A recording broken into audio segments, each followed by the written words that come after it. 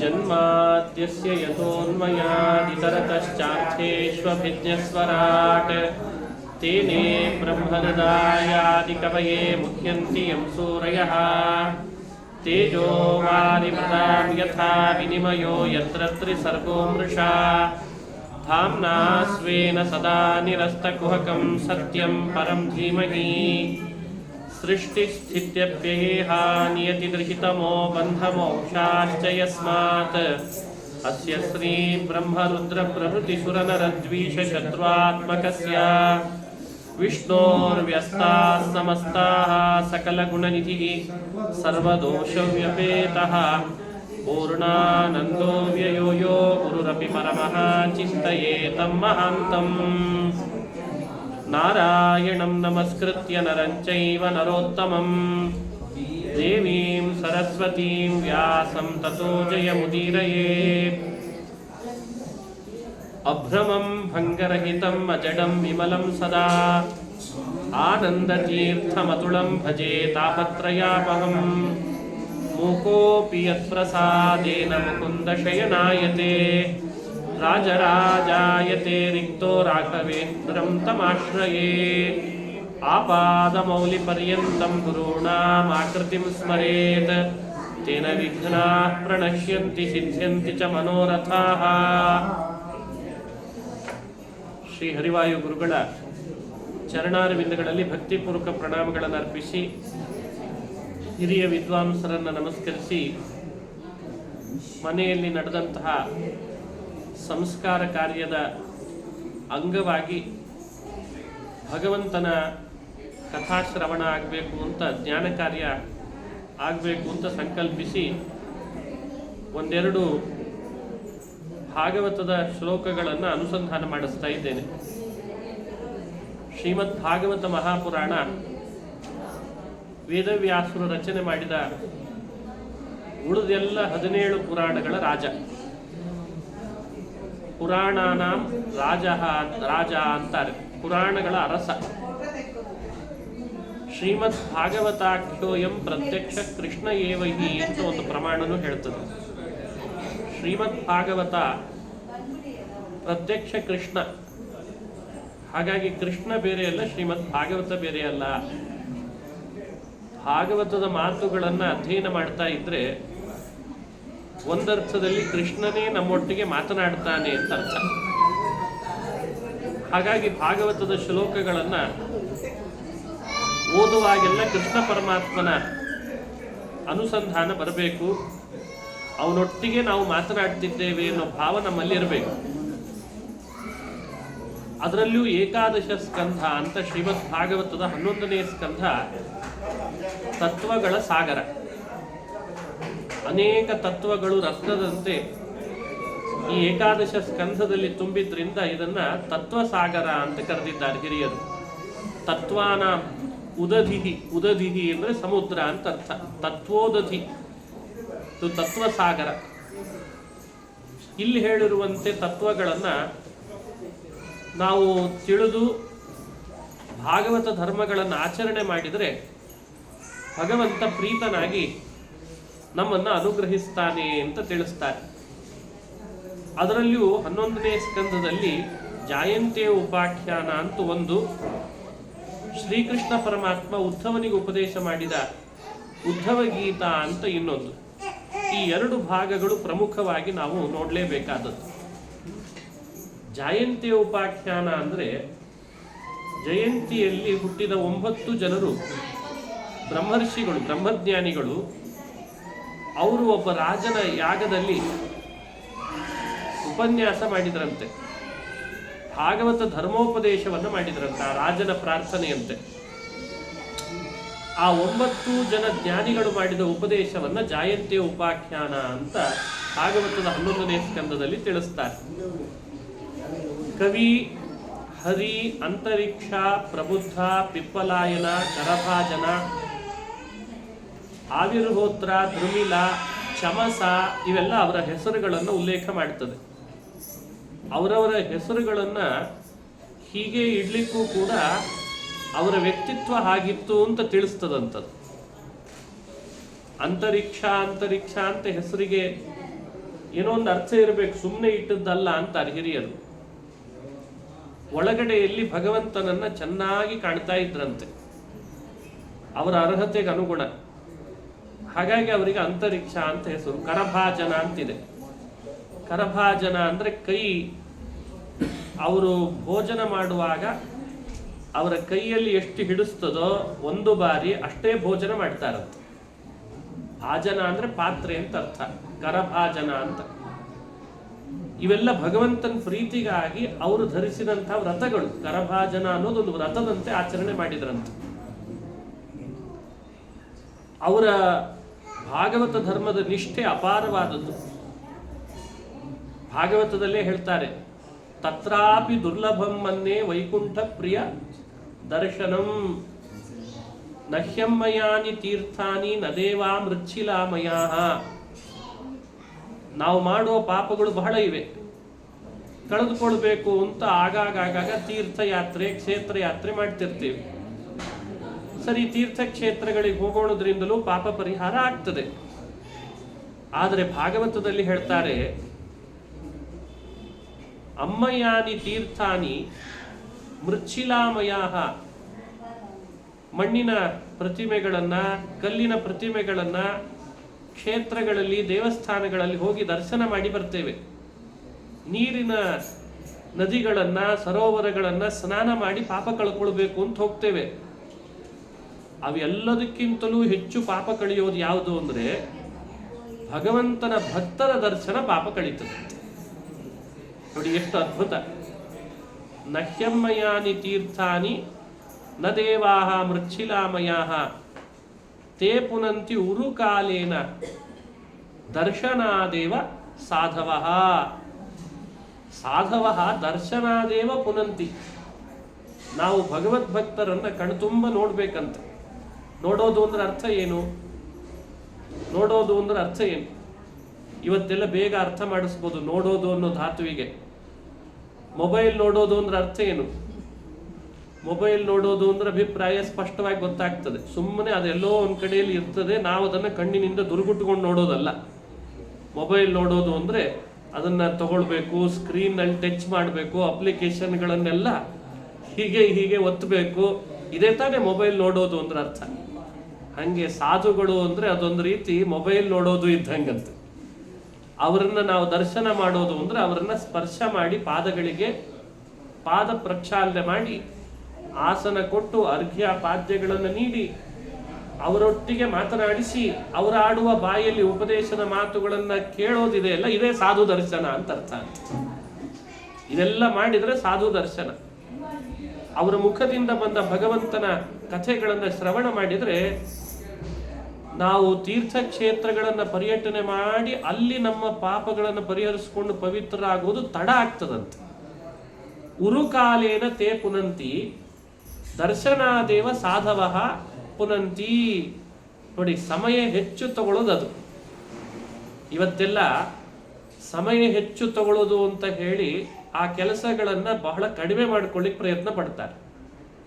ಯಾವಾಗಲೂ ಅಷ್ಟೇ, time saving ಅನ್ನೋದು ಮನುಷ್ಯನಿಗೆ ಬಹಳ ಮುಖ್ಯ. ಕಡಿಮೆ ಸಮಯದಲ್ಲಿ ಹೆಚ್ಚು ಕೆಲಸ ಆಗಬೇಕು, ಹೆಚ್ಚು ಲಾಭ ಬರಬೇಕು ಅನ್ನೋ ಯೋಚನೆ ಎಲ್ಲರೂ ಮಾಡ್ತಾರೆ. ಆ ವಿಷಯವನ್ನ ಭಾಗವತ ಮೊದಲೇ ಹೇಳ್ತು ಸ್ಪಷ್ಟಪಡಿಸಿ.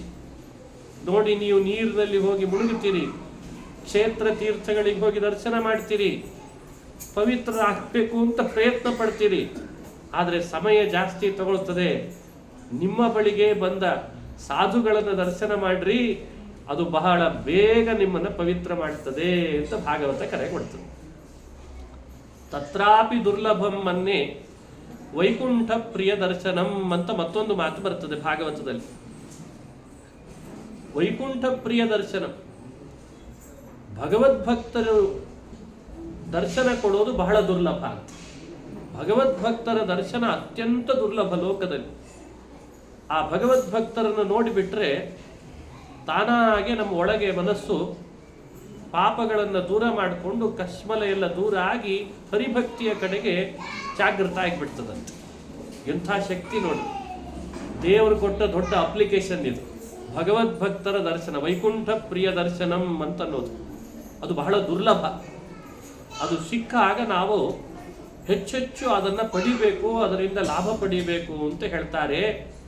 ಅನಾಯಾಸೇನ ಮನೆಯಲ್ಲಿ ಮಾಡ್ತಾ ಇದ್ದಂತಹ ಯಾಗ ಕಾರ್ಯಕ್ಕೆ ನೀವು ಬಂದ್ರಿ, ಇದು ನನಗೆ ಅಲಭ್ಯ ಲಾಭ ಆಯಿತು, ನಿಮ್ಮ ಮುಖದಿಂದ ಭಾಗವತ ಧರ್ಮವನ್ನು ಶ್ರವಣ ಮಾಡಬೇಕು ಅಂತ ಅಪೇಕ್ಷೆ ಪಡ್ತಿದ್ದೇನೆ ಅಂತ ರಾಜ ಆ ಜಾಯಂತಿಯರನ್ನು ಪ್ರಾರ್ಥನೆ ಮಾಡಿದ್ದಕ್ಕೆ ಒಬ್ಬೊಬ್ಬ ಭಗವದ್ಭಕ್ತ ಜಾಯಂತಿಯರು ಒಂದೊಂದು ವಿಷಯವನ್ನು ಪ್ರಮುಖವಾಗಿ ಇಟ್ಟುಕೊಂಡು ಅದರೊಳಗೆ ಅವಾಂತರ ವಿಷಯಗಳನ್ನು ಸೇರಿಸಿ ಎಲ್ಲ ಭಾಗವತ ಧರ್ಮಗಳನ್ನು ಒಳಗೊಂಡಂತೆ ಒಂದು ಉಪದೇಶ ಕೊಟ್ಟರಂತೆ.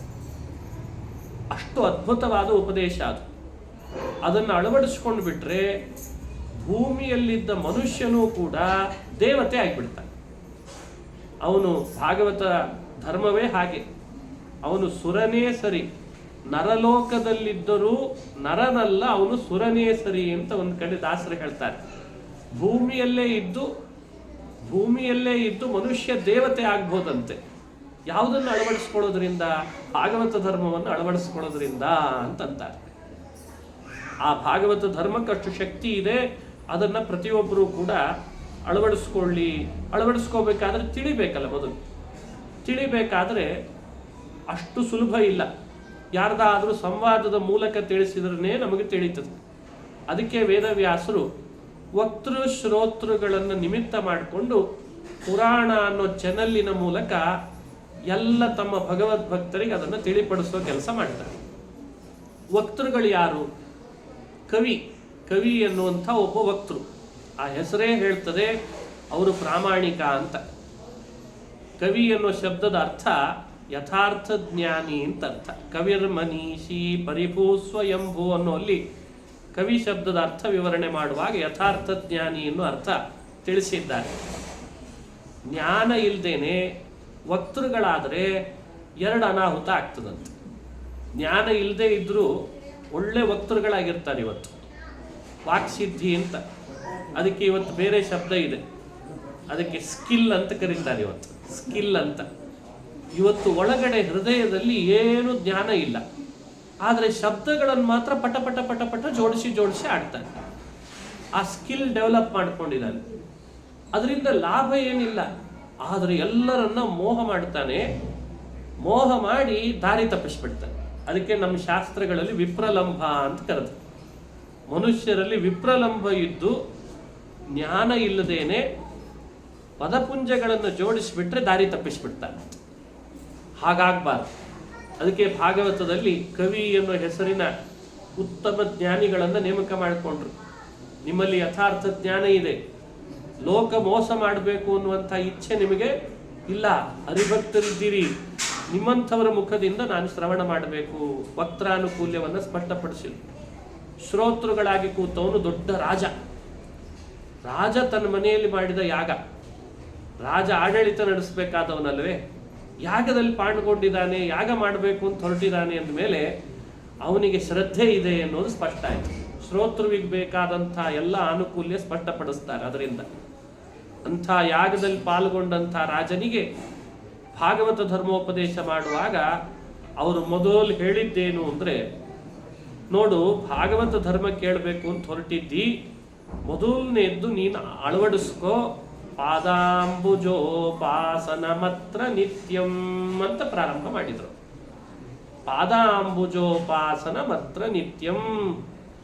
ಎಲ್ಲ ಸಜ್ಜನರು ಕೂಡ ಭಾಗವತ ಧರ್ಮಾಚರಣೆ ಮಾಡಲಿಕ್ಕೆ ಹೊರಟಾಗ ಮೊಟ್ಟ ಮೊದಲನೇ ಮೆಟ್ಲು ಯಾವುದು ಅಂದರೆ ಹೃದಯದಲ್ಲಿ ಪಾದಾಂಬುಜಗಳನ್ನು ಉಪಾಸನೆ ಮಾಡಲಿಕ್ಕೆ ಪ್ರಾರಂಭ ಮಾಡಬೇಕಂತ. ಪಾದಾಂಬುಜ ಅಂದರೆ ಭಗವಂತನ ಪಾದಕಮಲಗಳ ಆರಾಧನೆ ನಡೆಸಬೇಕು, ಅದರ ಸ್ಮರಣೆ ಮಾಡಬೇಕು. ನಿತ್ಯದಲ್ಲಿ ಭಗವಂತನ ಪಾದಕಮಲಗಳನ್ನು ಯಥೋಚಿತವಾಗಿ ಶಾಸ್ತ್ರಗಳು ಹೇಳಿಕೊಟ್ಟಂತೆ ಮಾಡಲಿಕ್ಕೆ ಪ್ರಾರಂಭ ಮಾಡಿದರೆ ಉದ್ವಿಗ್ನ ಬುದ್ಧೇರ ಸದಾತ್ಮ ಭಾವಾತ್ ವಿಶ್ವಾತ್ಮನ ಅಥವಾ ಸರ್ವಾತ್ಮನ ಯತ್ರ ನಿವರ್ತತೆ ಭೀಹಿ. ಮನುಷ್ಯನಿಗೆ ಆತಂಕ ಬಹಳ. ಒಂದು ಹಂತಕ್ಕೇನೋ ಸ್ವಲ್ಪ ಸದೃಢನಿರ್ತಾನೆ ವಯಸ್ಸಿರುವಾಗ, ವಯಸ್ಸು ಕಳೀತಾ ಅವನಿಗೆ ಆತಂಕ ಶುರು ಆಗ್ತದೆ. ಆ ಆತಂಕ ಹೇಗೆ ಪರಿಹರಿಸ್ಕೊಳ್ಬೇಕು ಗೊತ್ತಾಗಲ್ಲ. ಇವತ್ತೆಲ್ಲ ಅದಕ್ಕೆ ಎಂಗ್ಸೈಟಿ, ಪೋರ್ ಹೆಲ್ತ್ ಅಂತೆಲ್ಲ ಹೆಸರಿನಿಂದ ಕರೀಲಿಕ್ಕೆ ಶುರು ಮಾಡಿದ್ದಾರೆ. ಅದಕ್ಕೆ ಮತ್ತೆ ಶಿಬಿರಗಳನ್ನು ಮಾಡ್ತಾರೆ ಅದನ್ನು ಪರಿಹಾರ ಮಾಡಲಿಕ್ಕೆ ಅಂತ. ಆ ಶಿಬಿರಗಳನ್ನು ಮಾಡಿಸಿ ಯೋಗಾಭ್ಯಾಸ ಮಾಡಿಸಿ ಹೆಲ್ದಿಯಾಗಿರಬೇಕು ಅಂತ. ಒಬ್ಬರು ಆಹಾರದ ಮೇಲೆ PhD ಮಾಡ್ತಾರೆ, ಒಬ್ಬರು ಶರೀರದ ಮೇಲೆ, ಒಬ್ಬರು ಕೂದಲ ಮೇಲೆ, ಒಬ್ಬರು ಉಗುರಿನ ಮೇಲೆ, ಒಬ್ಬರು ಹಾರ್ಟ್ ಮೇಲೆ.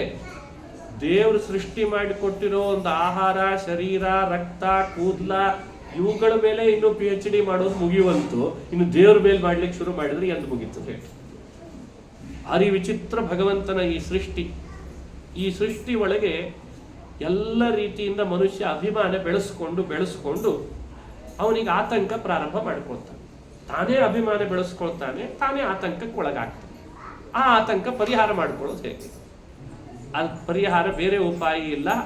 ಭಗವಂತನ ಪಾದಕಮಲಗಳನ್ನು ಉಪಾಸನೆ ಮಾಡ್ತಾ ಬಂದ್ರೆ ಆ ಎಲ್ಲ ಥರದ ಆತಂಕ ಪರಿಹಾರ ಆಗ್ತದೆ.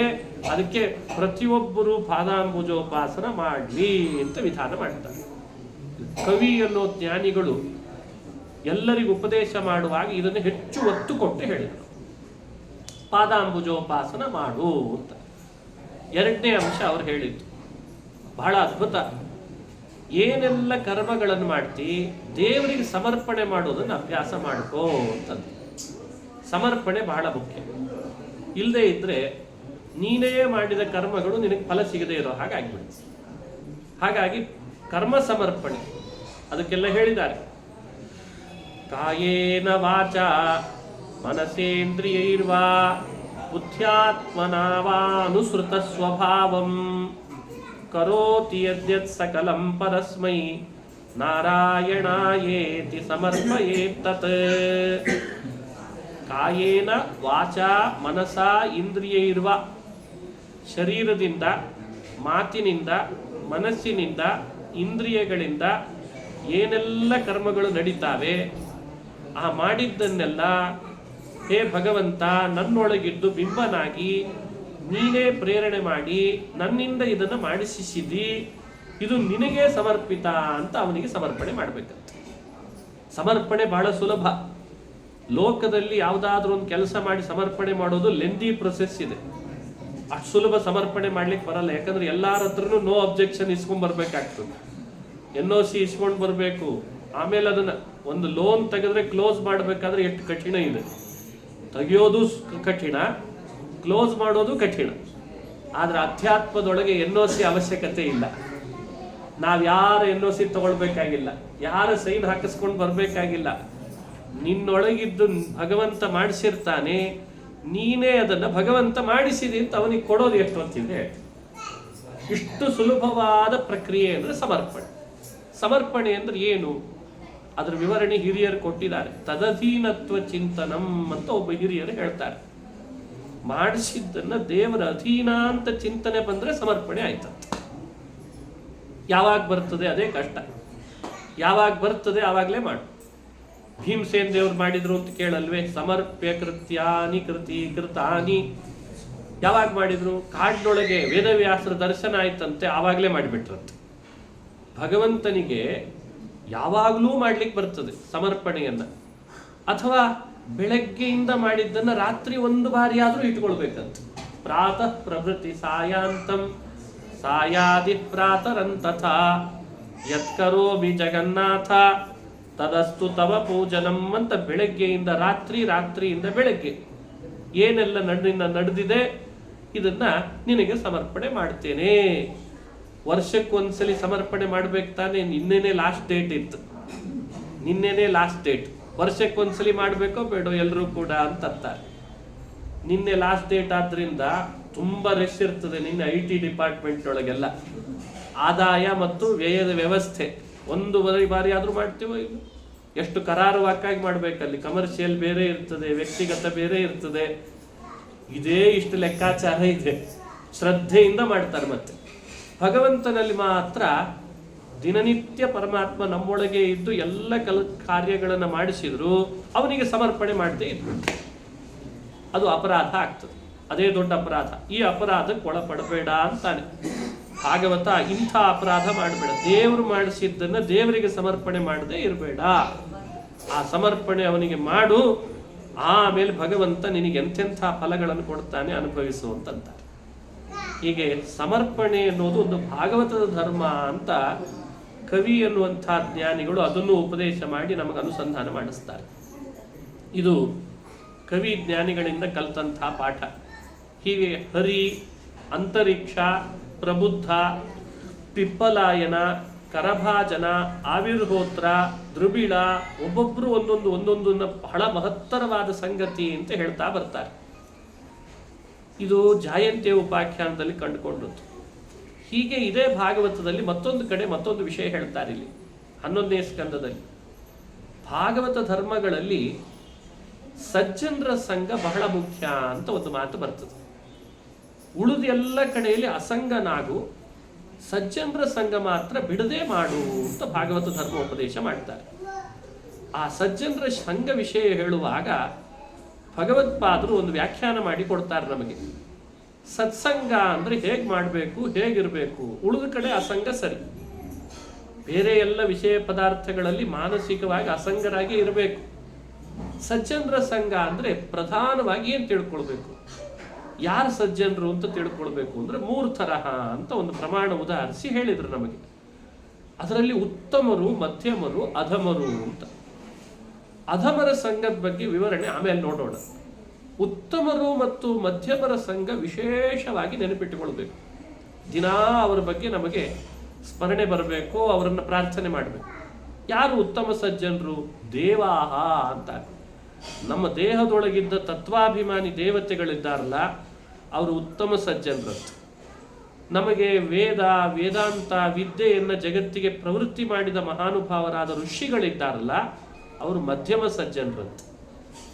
ಇನ್ನು ಬೇರೆ ಬೇರೆ ರೀತಿ ನಮಗೆ ಪಾಠ ಮಾಡಿ ವಿದ್ಯೆ ಹೇಳ್ಕೊಡೋರಿದ್ದಾರಲ್ಲ, ಈಗ ಭೂಮಿಯಲ್ಲಿ ನಮ್ಮ ಪ್ರತ್ಯಕ್ಷವಾಗಿ ಕಾಣುವಂಥವರು, ಅವರೆಲ್ಲ ನಮಗೆ ಅಧಮ ಸಜ್ಜನರಲ್ಲಿ ಸೇರ್ತಾರಂತೆ.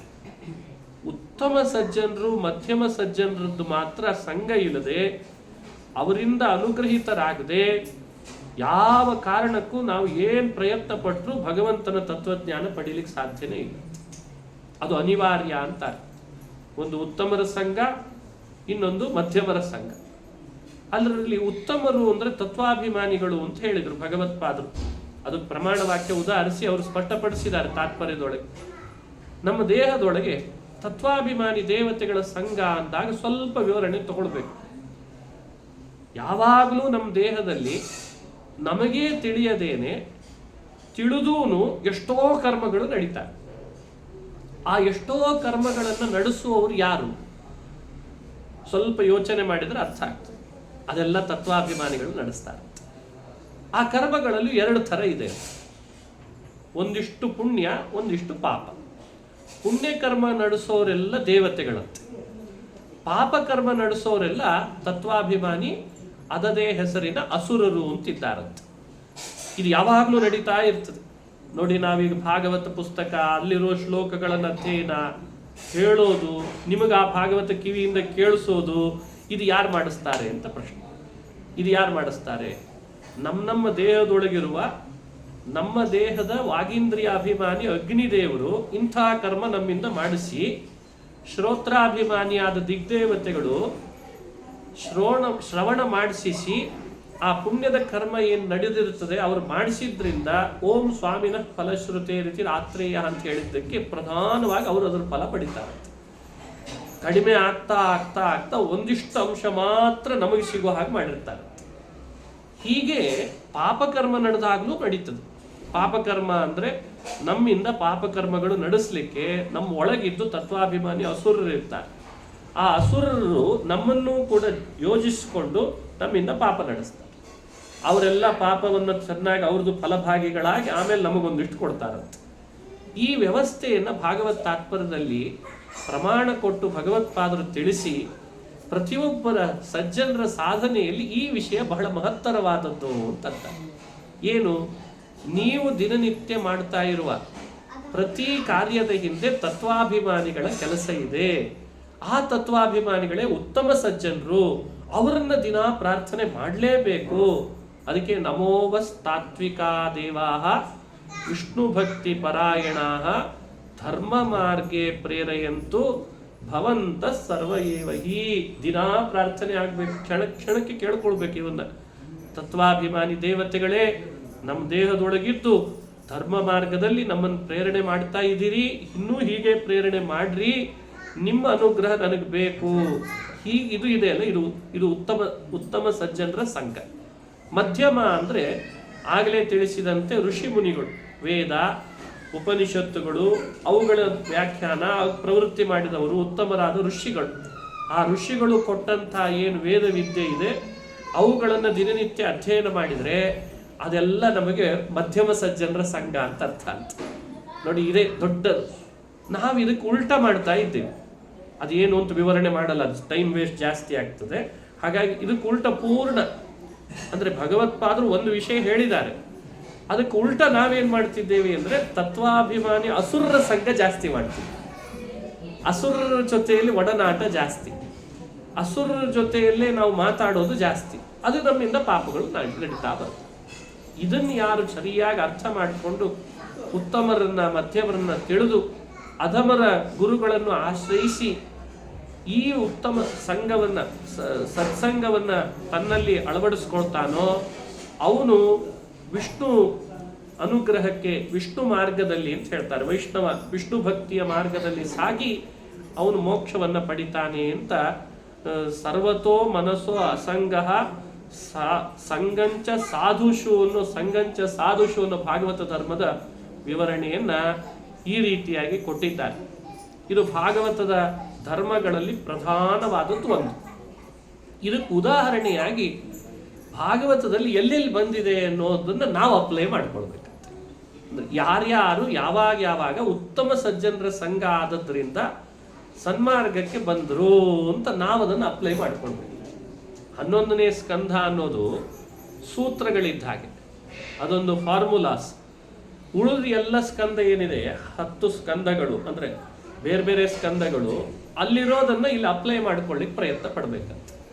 ಉದಾಹರಣೆಗಾದರೆ ನಾರದರಂತಹ ಮಹಾನುಭಾವರ ಸಂಘದಿಂದ ಧ್ರುವನಿಗೆ ಸನ್ಮಾರ್ಗದಲ್ಲಿ ಸಾಗುವ ಹಾಗಾಗಿ ವಾಸುದೇವ ರೂಪಿ ಭಗವಂತನ ದರ್ಶನ ಆಯಿತು.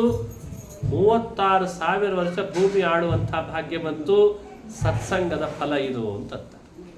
ಸ್ವತಃ ನಾರದರಿಗೂ ಕೂಡ ಮೊದಲನೇ ಸ್ಕಂದದಲ್ಲಿ ಹೇಳಿದಂತೆ ಅವರೂ ಕೂಡ ನಾರದರಾಗೋ ಮುನ್ನ ಒಬ್ಬ ದಾಸಿ ಪುತ್ರನಾಗಿದ್ದೆ ಅಂತ ಕಥೆ ಹೇಳಿಕೊಂಡು ನನಗಾದದ್ದು ಆ ಸಜ್ಜನರ ಸಂಘ, ಅವರು ಕೊಟ್ಟ 12 ಅಕ್ಷರದ ಮಂತ್ರೋಪದೇಶದಿಂದಲೇನೆ ನಾನು ಈ ಸನ್ಮಾರ್ಗಕ್ಕೆ ಬಂದೆ ಎಂದದ್ರಿಂದ ನೋಡಿ ಅವರಿಗೂ ಸತ್ಸಂಗತಿಯಿಂದಲೇ ಫಲ ಸಿಕ್ಕಿದೆ ಅಂತ. ರಹುಗುಣ ಅಂತ ಒಬ್ಬ ರಾಜ, ರಹುಗುಣ ರಾಜನಿಗೆ ಭರತನಂಥ ಒಬ್ಬ ಸಜ್ಜನನ ಸಂಘದಿಂದ ಒಂದು ಮೌಹೂರ್ತಿಕಾತ್ ಅಂತ ಹೇಳ್ತಾನೆ. ಒಂದು ಮುಹೂರ್ತದಷ್ಟು ಕಾಲ ಸಜ್ಜನರ ಸಂಘ ಆದರೂ ಕೂಡ ಏನು ಪರಿಣಾಮ ಆಗ್ತದೆ ಅನ್ನೋದನ್ನು ನಾನು ಅನುಭವಿಸಿದೆ ಅಂತ ರಹುಗುಣ ರಾಜ ಅವನು ಸತ್ಸಂಗದಿಂದ ಉದ್ಧಾರ ಆದದಕ್ಕೆ ಅವನ ಕಥೆಯನ್ನು ಹೇಳ್ತಾನೆ. ಹೀಗೆ ಭಾಗವತದಲ್ಲಿ ಬರುವ ಕಥಾನಕಗಳು ಭಾಗವತ ಧರ್ಮಕ್ಕೆ ಅನುಗುಣವಾಗಿ ನಾವು ಅಪ್ಲೈ ಮಾಡಿಕೊಂಡು ದೃಷ್ಟಾಂತವಾಗಿ ಇಟ್ಕೊಂಡ್ರೆ ಅವು ನಮಗೆ ಸ್ಫೂರ್ತಿ ಆಗ್ತವೆ. ನಾನು ಒಬ್ಬ ಹೀಗಿರ್ಬೋದಾ ಹಾಗಾದರೆ ಅಂತ ಈ ಅಭಿಪ್ರಾಯದಿಂದ ಭಾಗವತವನ್ನು ಚಿಂತನೆ ಮಾಡಬೇಕು.